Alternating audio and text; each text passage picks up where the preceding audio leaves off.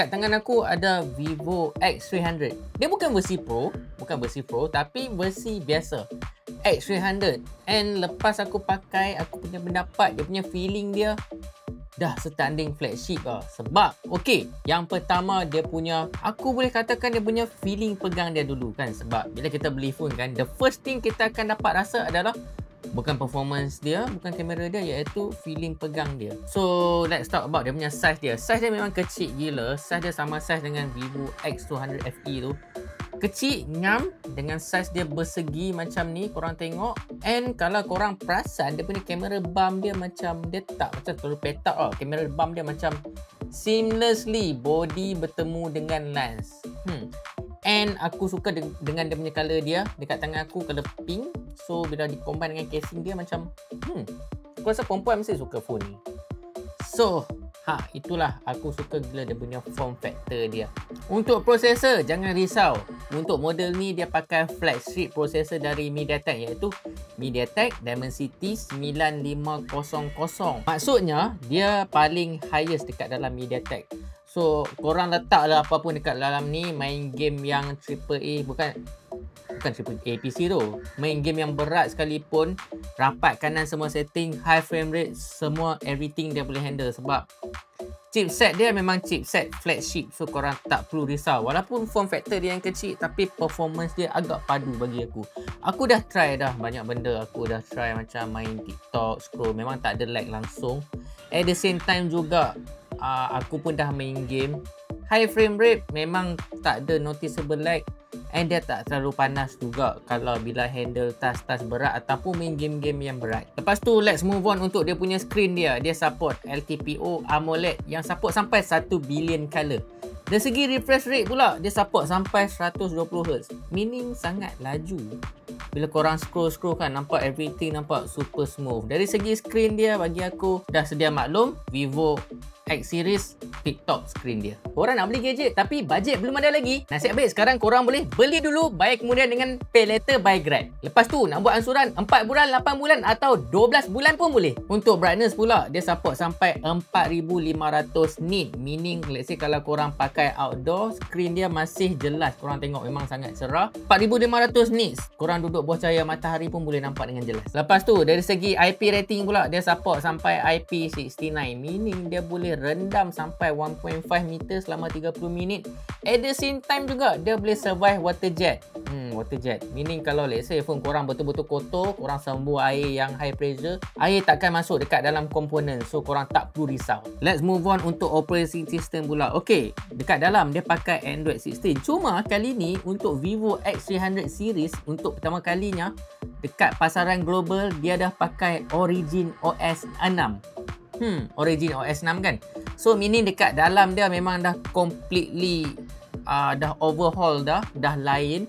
So korang tengok dari segi widget dia dah lain, dia punya layout dah lain, animation lebih smooth, lebih snappy. So bila dah pakai Origin OS, sebab Origin OS ni dah wujud dekat dalam phone Vivo dah lama dah, tapi untuk pasaran China saja. Tapi once dia dah launch globally pakai Origin OS, so dah lebih laju, dah tak ada dah masalah yang lama untuk OS lama. So aku sangat puas hati.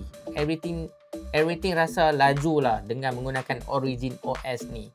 So good news untuk Vivo X series yang bermula dengan X300 dah ada Origin OS built-in untuk pasaran global. Let's move on untuk kamera pula. Untuk main kamera dia pakai main kamera 200 megapiksel. Untuk telefoto dengan ultra wide 50 megapiksel. And sebagai yang korang sedia maklum, untuk Vivo X series ni dia dah collab dengan Zeiss setelah dulu lagi. So gambar dia memang sangat cantik. Ada ciri-ciri dari Zeiss punya DNA tu, korang ambil je.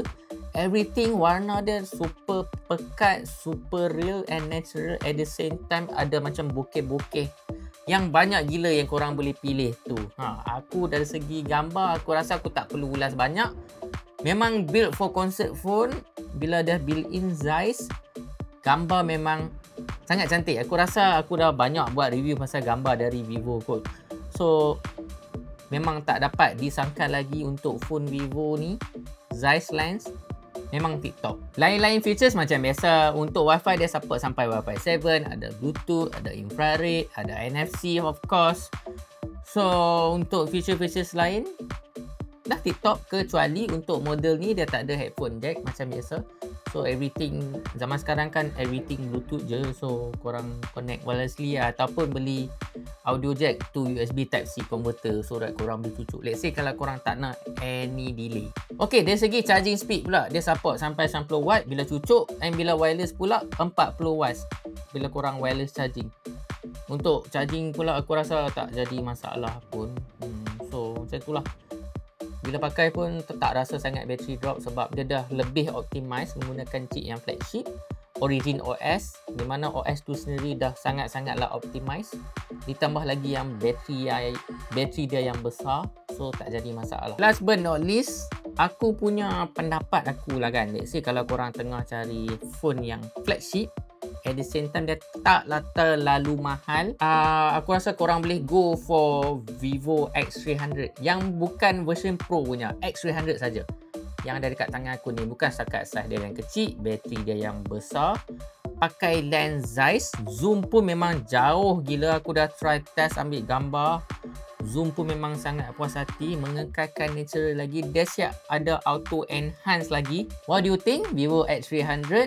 So macam biasa, let's say kalau korang nak aku buat lebih banyak review, lebih banyak macam camera test, nak aku compare dengan handphone lain ke, jangan lupa drop the comment below and stay tuned for the next. Macam full mak.